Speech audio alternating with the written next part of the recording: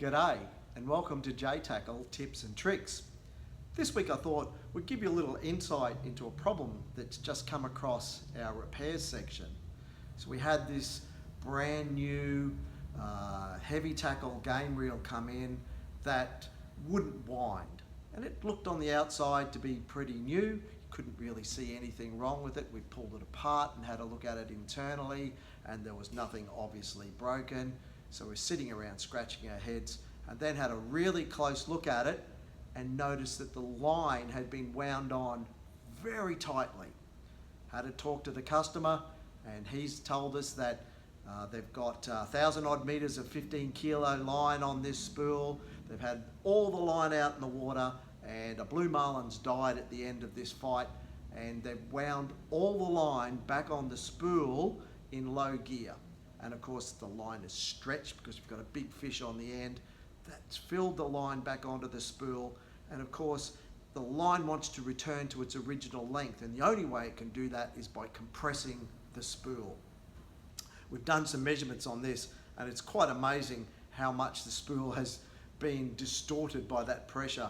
So this spool is actually wider by 2.5 millimeters than the original, and the arbor in here has been compressed by 2 millimeters.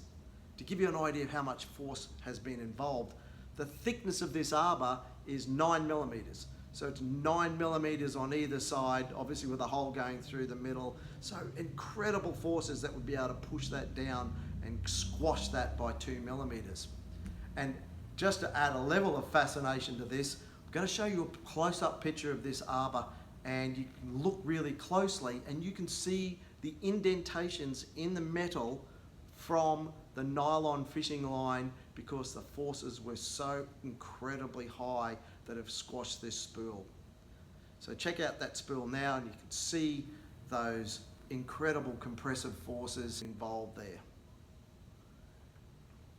So the upshot of this story is that if you wind a lot of line back under on any reel under tension, there's a risk that if it's stretched, it will return to its original length and compress the spool, destroy the spool in this particular instance, and cost you a lot of money if it's an expensive spool. Naturally, this problem doesn't happen much at all with braid, but game fishing guys love their motto, so just be careful out there, and if you put it all on under tension, let it all back out again and wind it back without the tension on it. What a fascinating thing to come across. Cheers. Thanks for watching.